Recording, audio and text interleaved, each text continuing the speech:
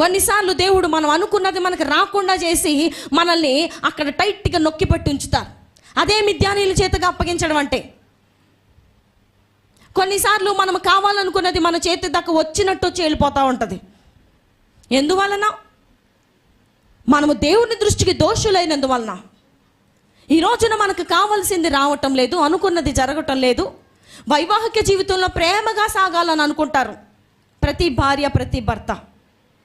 ఎందుకని ఆ విధంగా సవ్యంగా సాగటం లేదు? వివాహమైన కొంతకాలం వరకు ఎంతో చక్కగా ఉంటారు, ఎంతో అన్యోన్యంగా ఉంటారు.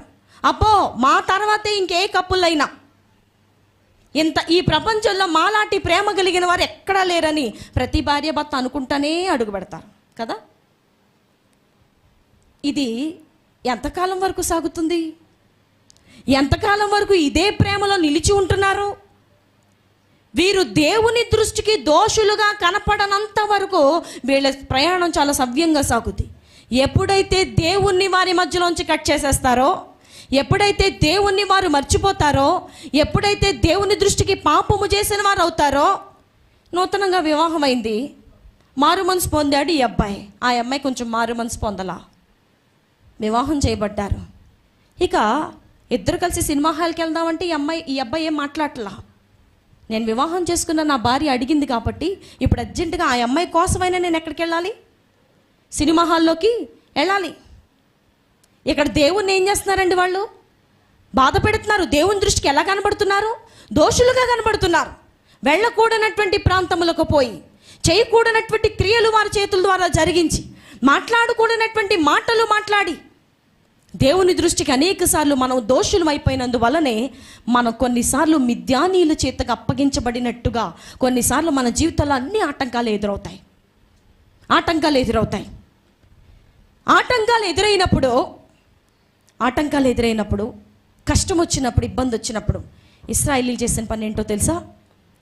ఎన్నిసార్లు చెప్పినా వినని ఇశ్రాయేలీలు ఒక ప్రవక్తను పంపించి దేవుడు మాట్లాడినప్పుడు మిక్కిలి హీనదశకు వచ్చిన తర్వాత, ఎప్పుడు? మిద్యానీయుల చేతిలోకి ఇశ్రాయేలీలు వెళ్ళిపోయి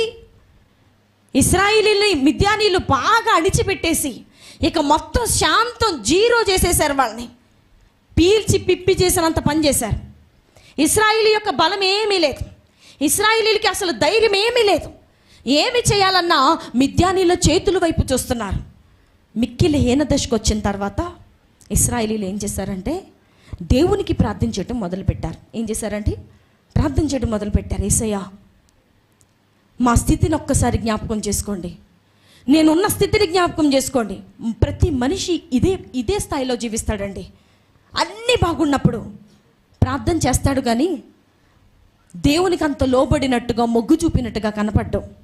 ఎప్పుడైతే దేవుని దృష్టికి దోషం చేసి, పాపం చేసి కొంచెం ధైర్యం తెచ్చుకొని, పర్వాలేదులే అనుకొని, దేవునికి విరుద్ధమైన మార్గంలో వెళుతూ కూడా ధైర్యం తెచ్చుకొని, మనస్సాక్షి పనిచేస్తున్నా, మనస్సాక్షి గద్దిస్తున్న దాన్ని కూడా నోరు నొక్కేసి, ఏం పర్వాలేదే, నువ్వు మాట్లాడుకో, నాకు అన్నీ ఉన్నాయి, ఇప్పుడు దేవుడు ఏం అనర్లే, పశ్చాత్తాప పడితే దేవుడు క్షమించేస్తారులే, ఈ చిన్న అబద్ధమే కదా, ఈ చిన్న మోసమే కదా, ఈ చిన్న వ్యభిచారమే కదా, ఈ చిన్న సినిమా జీవితమే కదా, ఈ చిన్న అబద్ధాలే కదా, ఈ చిన్న బూతు మాటే కదా, ఈ చిన్న వడ్డీ వ్యాపారమే కదా, ఈ చిన్న చీట్ల వ్యాపారాలే కదా, ఏం పర్వాలేదు అని ధైర్యం తెచ్చుకుని దేవుని దృష్టికి దోషులైపోయినప్పుడు దేవుడు ఖచ్చితంగా మిద్యానీయుల చేతకు అప్పగించి హీన దశకు తీసుకొచ్చిన తర్వాత నీతిమంతుడు 7 సార్లు పడిన ఏం చేస్తాడు? నీతిమంతుడు 7 సార్లు పడిన ఏం చేస్తాడు? ఇశ్రాయేలీలు నీతిమంతులే కాబట్టి వాళ్ళు ఎన్నిసార్లు దోషులైనా తిరిగి లేచేవారు. మనం కూడా కొన్నిసార్లు దేవుని చేత బాగా అణిచబడి, ప్రతి పరిస్థితిలో అణచబడి, ఏ విధమైనటువంటి సంతోషం మన జీవితంలో లేకుండా ప్రారంభిస్తాం కానీ ముగించలేం. సంతోషించాలని అనుకుంటాం కానీ దాని యొక్క తుది అంతము దుఃఖమే అవుతుంది. ఇలాంటి పరిస్థితికి వచ్చినప్పుడు మనకి కావాల్సింది ఏంటంటే గ్రహింపు. చెప్పండి ఒకసారి అందరం, గ్రహింపు. ఏం గ్రహింపు? ఇశ్రాయేలీలకు ఒక గ్రహింపు అయింది. ఓహో, మేము దేవుని దృష్టికి దోషులయ్యాం కాబట్టి దేవుడు మమ్మల్ని తీసుకెళ్ళి మిద్యానీయుల చేతికి అప్పగించారు. ఇప్పుడు మేము మరలా స్వతంత్రులుగా మార్చబడాలి అంటే, మరలా మేము సంతోషంగా జీవించాలి అంటే, మరలా మేము ఆనందించాలి అంటే ఎవరికి మొరపెట్టాలి? అంటే ఏమి చేయాలి? ప్రార్థన చేయాలి, పశ్చాత్తాప పడాలి, మారు మనసు పొందాలి. ఈ గ్రహింపు ఇశ్రాయేలీలకు వచ్చింది. ఈ రోజుల్లో లేనిది ఏంటంటే మన జీవితాల్లో గ్రహింపు. దోషము చేసిన ప్రతి ఒక్కరు గ్రహింపు చేసుకుంటే, గ్రహింపు పొందితే ఇక మారు మనసు అనేది ప్రతి ఒక్కరి జీవితంలో జరుగుతూనే ఉంటుంది. ఆ గ్రహింపు అనేది మన జీవితాల్లో లేకే మనము దాన్ని గ్రహించుకోలేకపోతున్నాం. ప్రతి విషయంలో కూడా ఆ గ్రహింపు అనేది మనకి ఎంతో అవసరం. చూడండి, సినిమా చూసి వచ్చిన తర్వాత కూడా, అంటే ఎగ్జాంపుల్గా చెప్తున్నాను, సినిమా చూసి వచ్చిన తర్వాత కూడా నేను బాగానే ఉన్నాను అనుకున్న వాడికి గ్రహింపు ఉందా? మీరు చెప్పాలి.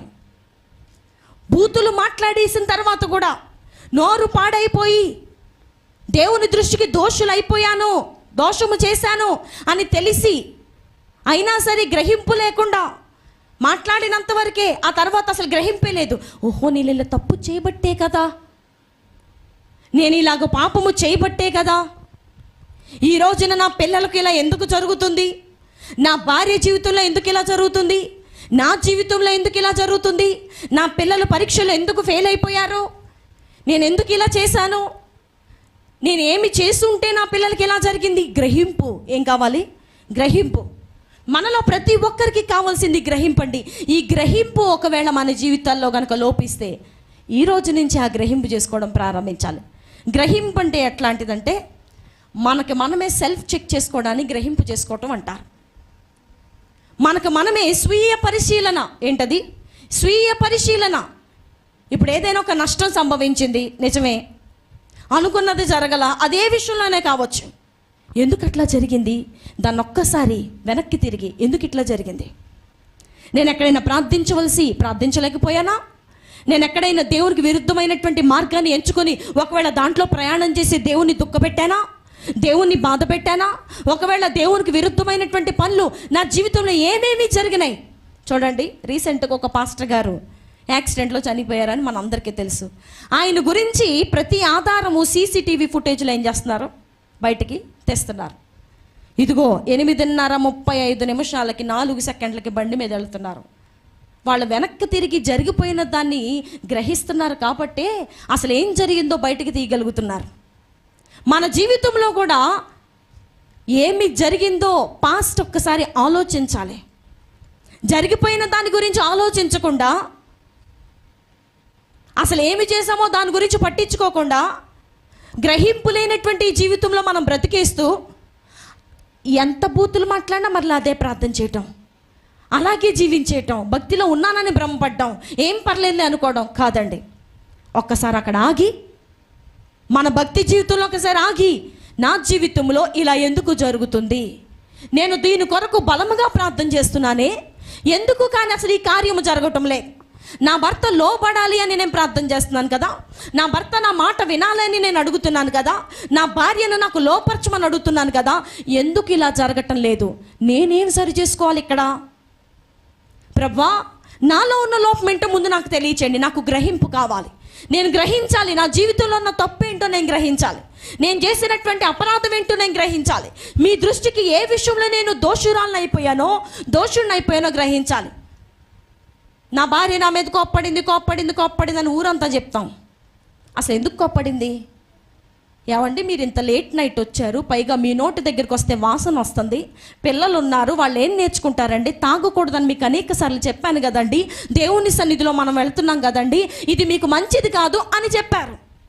దాన్ని తిట్టడం అని ఈయన అనేసుకుని, ఎందుకంటే గ్రహింపు లేదు. ఏం లేదు? గ్రహింపు లేకపోవడం వల్ల వచ్చిన అపార్థం అన్నమాట. ఇది అపార్థం చేసుకుంటారు.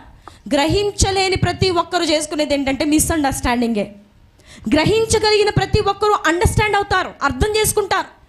అదే గ్రహింపు లేని వారు మిస్అండర్స్టాండ్ అవుతారు, అన్ని విషయాల్లో అపార్థమే చేసుకుంటారు. అందుకనే ఆ గ్రహించు శక్తి నాకు దయచేయండి ప్రభా. భక్తులు ఏమని ప్రార్థన చేస్తారు బైబిల్ గ్రంథంలో? ప్రభా, మీరు ఒక దర్శనం ఇస్తే దాన్ని గ్రహించే శక్తిని నాకు దయచేయండి. మర్మములను గ్రహించే శక్తి కలిగిన దేవుడు ఒక ఆయన పరలోకమందు ఉన్నారని చెప్పారు భక్తులు. మన జీవితంలో గ్రహింపు ఉండాలి. ఇశ్రాయేలీయులకు కొంతకాలం గ్రహింపు కాలేదు. కొంతకాలం అయిన తర్వాత వారి పరిస్థితిని బట్టి హీన దశకు వచ్చిన తర్వాత, ఇక పూర్తిగా జీరో అయిపోయిన తర్వాత అందులో ఉన్న ప్రతి ఒక్కరు ఆలోచించడం మొదలుపెట్టారు. ఏంటి మన పరిస్థితి ఇలా అయిపోయింది, ఇంత దారుణంగా మనం ప్రవర్తిస్తున్నామేంటి? ఉదయం లేచిన దగ్గర నుంచి వెట్టి చాకరీ చేస్తున్నామేంటి? దేవుడు మనల్ని ఎందుకు పిలిచారో, స్వతంత్రులుగా కనాను దేశంలో నివసించడానికి పిలిచారు. మనం నాటని ద్రాక్ష తోటలని చెప్పారు, పెట్టని పొయ్య అని చెప్పారు, నాటని ద్రాక్ష తోటలో కట్టని ఇళ్ళని చెప్పారు. ఇవన్నీ ఏమైపోయినాయి? ఇవన్నీ ఎవరు తీసుకున్నారు? మన పరిస్థితి ఎందుకు ఇలా అయిపోయింది? అసలు ఏం చేశాం మనం? ఏ తప్పులు చేసి దేవుడు మనకి శిక్ష తీసుకొచ్చారు? ఆలోచించుకున్నారు, గ్రహించుకున్నారు, పూర్వపు స్థితి దగ్గరికి పోయారు. సంవత్సరముల క్రిందట, నెలల క్రిందట, రోజుల క్రిందట వారి ద్వారా జరిగిన ప్రతి దుష్క్రియను వారు జ్ఞాపకం చేసుకొని మారు మనసు పొందడం ప్రారంభించారు. ప్రియ దేవుని బిడ్డ, నా జీవితాల్లో గ్రహింపు అనేది చాలా అవసరం. ఏ విషయాల్లో గ్రహించుకోవాలో తెలుసా? ప్రతి విషయంలో గ్రహించుకోవాలి. ఉదాహరణకి చెప్తున్నాను, మన ఇంట్లో యాక్సిడెంట్ అయింది. ఆ విషయంలో గ్రహించుకోవడం ఎంత అవసరమో తెలుసా? ప్రభా, అసలు నా కుటుంబంలో ఇలా ఎందుకు జరిగింది? అంటే నా జీవితంలో నేను ఏదైనా మీకు వ్యతిరేకమైనటువంటి విధంగా ప్రవర్తించానా? ఏమో, మనకేం తెలుసు? మనం తప్పు చేసినందువల్ల యాక్సిడెంట్ జరిగిందో, లేకపోతే ఎందుకు జరిగిందో ముందు మన స్వీయ పరిశీలన అంటూ జరిగితే తర్వాత నుంచి మనం చాలా అప్రమత్తం అవుతాం కదా. నేనైతే నా జీవితంలో అలాగే గ్రహించుకుంటానండి. ప్రతి విషయంలో ఏ చిన్న తేడా జరిగినా I will just recall everything what I have did in the past. నేను నా పూర్వపు స్థితిలో ఏమేమి చేస్తూ వచ్చానో ఇప్పటికీ అంటే యాంటీగా ఏమైనా జరుగుతుందనుకోండి, అనుకూలంగా జరిగితే మనం గ్రహించుకోవాల్సిన అవసరంలా, సంతోషపడతాం, ఆనందపడతాం. యాంటీగా ఏమన్నా జరిగిన, పిల్లల విషయంలో జరిగిన, I will just recall everything. ప్రతిదీ నేను గ్రహించుకుంటాను. నా జీవితంలో దేవుడు నాకు గ్రహించుకుని ఆ కృప ఇచ్చారు. పిల్లలకి ఈవెన్ జ్వరం వచ్చినా, మీరు చెప్తే నమ్మరు, జ్వరం వచ్చినా నేనేమైనా తప్పు చేశానా అని నేను దేవుని సన్నిధిలో పరీక్షించుకుంటాను. వాళ్ళ ఆరోగ్యం బాగోకపోతే వాళ్ళకి జ్వరం వస్తుంది. ఒకవేళ నా పరిస్థితిని బట్టి దేవుడు వాళ్ళకి ఆ ముళ్ళు పెట్టారేమో. ఎందుకైనా మంచిది, నన్ను బట్టి నా బిడ్డలు ఎందుకు ఇబ్బంది పడాలి? నేనెందుకు అలాంటి పరిస్థితిలో ఉండాలి? నన్ను నేను ఎప్పుడు స్వీయ పరిశీలన చేసుకోవడానికి ఇష్టపడతా. సంఘమును కూడా దేవుడు అదే చేయమని అడుగుతున్నా. ఇశ్రాయేలీలు కూడా కొంతకాలము తర్వాత దే స్టార్టెడ్ అండర్స్టాండింగ్. వాళ్ళు అర్థం చేసుకోవడం ప్రారంభించారు, గ్రహించుకోవడం ప్రారంభించారు. ఏమి జరిగింది మా జీవితాల్లో? ఎందుకు ఇలా హీన దశకు వచ్చాము? ఎందుకు ఇలా దేవుడు మమ్మల్ని విడిచిపెట్టారు? మిద్యానీయులు ఎందుకు మమ్మల్ని జుట్టు పట్టుకుని వేధిస్తున్నారు?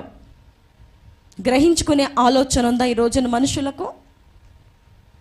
సినిమా చూసి వస్తాడు, కాలు ఎగరేసుకుని తిరుగుతాడు, సబ్జెక్టులు పోతాయి, పోయిన తర్వాత కూడా గ్రహింపు ఉండదు. దీన్ని ఏమనాలి? తెలియక గ్రహించుకోవటం లేదా? తెలిసి కూడా ఏం పర్లేదని ధైర్యంగా తిరుగుతున్నారా? గ్రహింపు కలిగిన వారు ధన్యులు, గ్రహించుకునే శక్తి కలిగిన వారు ధన్యులు. వారి జీవితాల్లో రిపీటెడ్గా ఎలాంటి యాక్సిడెంట్స్ జరగవు. యాక్సిడెంట్స్ అంటే నాట్ ఓన్లీ రోడ్ యాక్సిడెంట్స్ అనరు. అకస్మాత్తుగా జరిగేవి ఏవి కూడా జరగవు. నేను బీటెక్ చదువుతున్నప్పుడు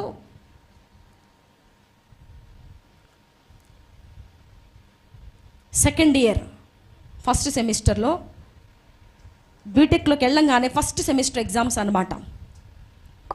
చాలా ధైర్యంగా ఎగ్జామ్స్ రాసేసి ఇంటికి వచ్చిన తర్వాత రిజల్ట్ చూసుకుంటే ఒక సబ్జెక్ట్ పోయింది. 33 మార్కులే వచ్చినాయి, పాస్ 35 మార్కులు. నేను మరీ పాస్ మార్కులు రానంత ముద్దపప్పు స్టూడెంట్ని అయితే కాదు.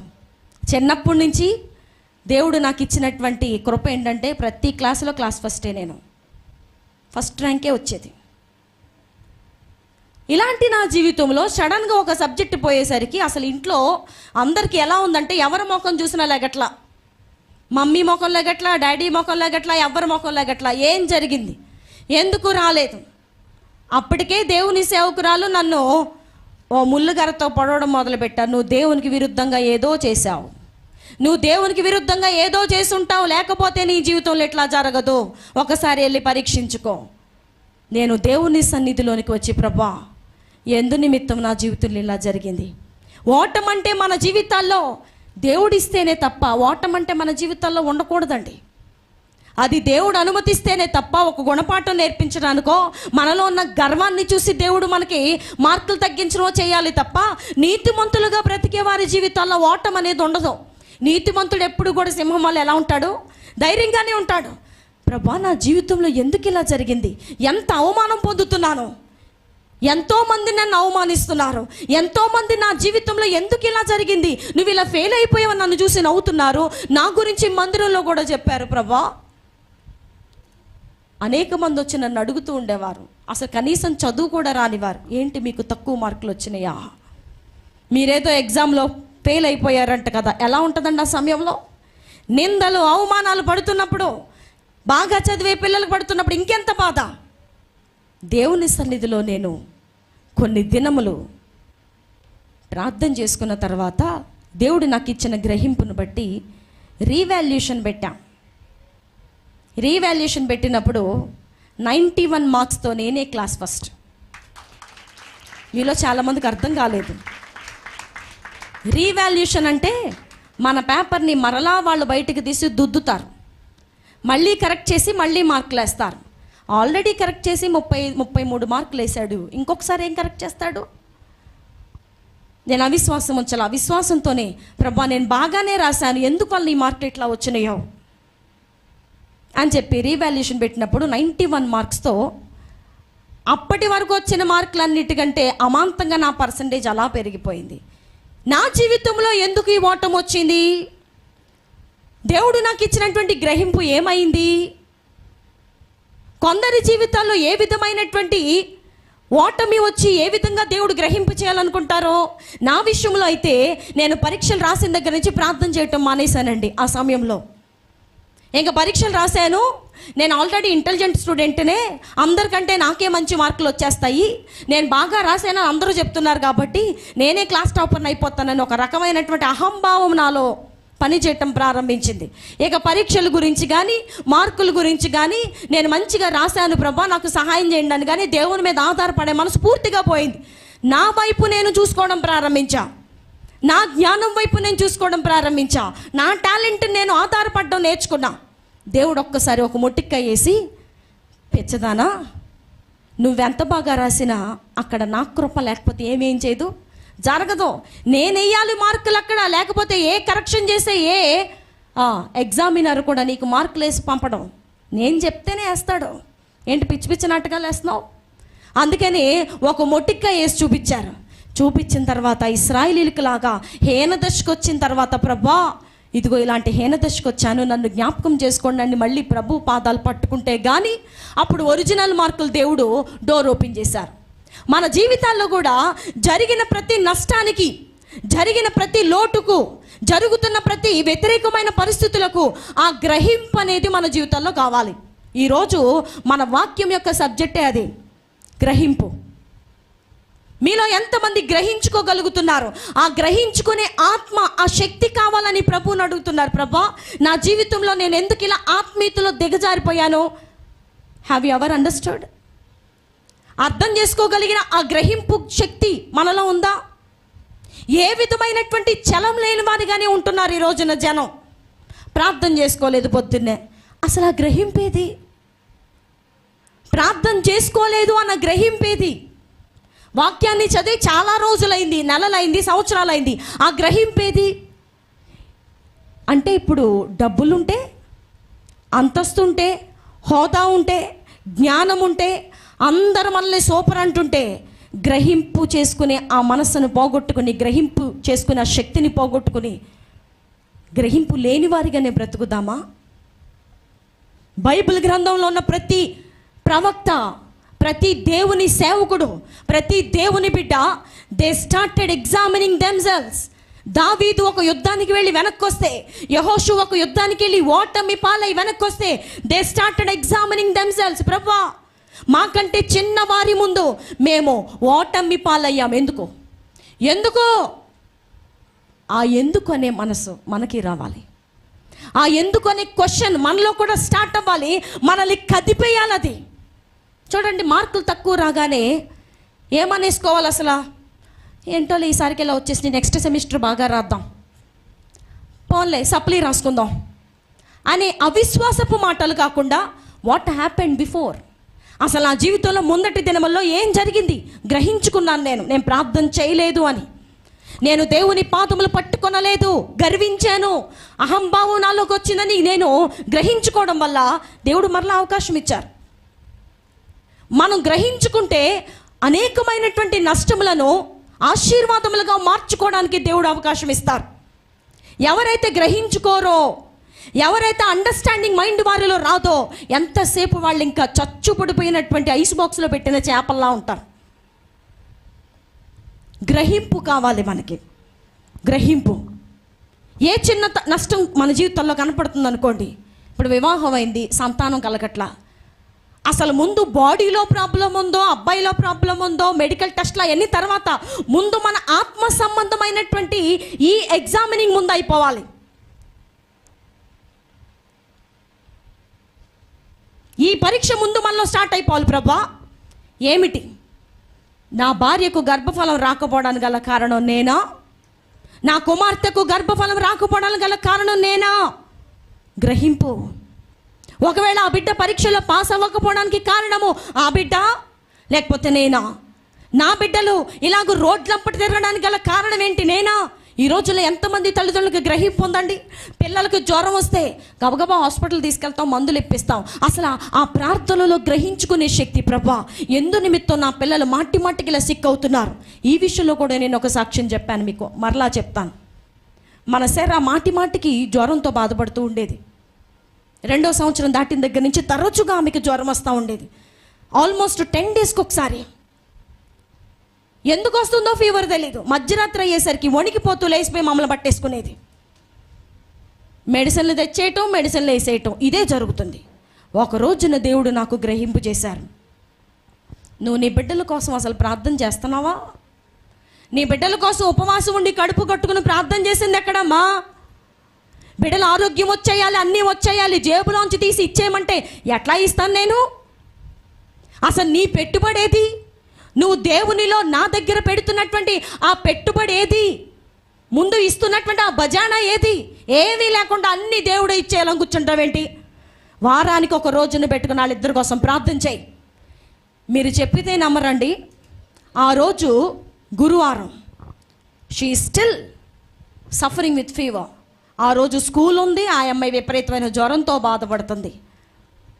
ఆ మధ్యరాత్రి వేళ ప్రభు నాతో మాట్లాడి నాకు గ్రహింపు చేసినప్పుడు, ప్రభా ఇదిగో ప్రతి గురువారం ఏ కోటాలు ఎక్కడికైనా ఫంక్షన్లు లేకపోతే మన సహవాసానికి సంబంధించి మీటింగ్స్ లేని మిగతా అన్ని రోజుల్లో నేను ఉపవాసం ఉండి బిడ్డల కోసం ప్రార్థన చేసుకుంటాను అని దేవుని దగ్గర మొర్ర పెట్టుకున్నా. ఆ నెక్స్ట్ డే ఫీవర్తోనే స్కూల్కి పంపించా. ఈ రోజుకి ఆమెకు జ్వరం రాలేదు. ఇది ఇంచుమించుగా సంవత్సరం పైన అవుతుంది. అంటే ఇప్పటి వరకు జ్వరం వచ్చిన అమ్మాయికి ఇక ముందు జ్వరం రాకపోవడానికి ఏమన్నా ఒక మ్యాజిక్ జరిగింది అక్కడ?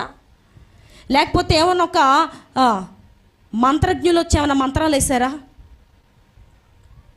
మన మనసులో ఆ గ్రహింపు అనేది వచ్చింది కాబట్టే, దేవుడు ఆ గ్రహింపుని ఇచ్చారు కాబట్టే, గ్రహించుకోగలిగిన మనసు వచ్చింది కాబట్టే వెంటనే అక్కడ ఆ క్రియ జరగడానికి దేవుడు కృప చూపారు. అదే మనిషి, అదే ఇల్లు, అదే ఆహారం, మరలా జ్వరం రావాలిగా. మరి ఈ రోజుకి జ్వరం రాలేదని నేను చెప్తున్నానంటే అబద్ధం కాదు, అది నిజం. ఎందుకు రాలేదు? మన యొక్క ప్రార్థన. నేను ప్రార్థన చేయటం లేదు అని గ్రహించుకుని ఆ మనసు వచ్చిందే, దట్ ఈస్ ప్రైమరీ థింగ్. సంతానం కలగట్లా, గ్రహింపు ఉందా ఈరోజు మనుషులకు? దేవుని సన్నిధిని విడిచిపెట్టకుండా మేము వెళితే మాకు సంతానం ఇస్తారు. మేము వెళ్ళటం లేదు కాబట్టే నా పిల్లల జీవితం ఇలాగ అయిపోయింది. నేను ప్రార్థించడం లేదు కాబట్టే ఇలా అయిపోయిందని గ్రహించుకునే మనస్సు. ఎందుకు నేను వెళ్ళిన చోట స్కూల్లోనో, కాలేజీలోనో, ఆఫీసులోనో ఇలా నేను మాటలు పడుతున్నాను, నిందలు పడుతున్నాను, బంధువుల ముందు నన్ను ఇలా హేళనగా చూస్తున్నారు.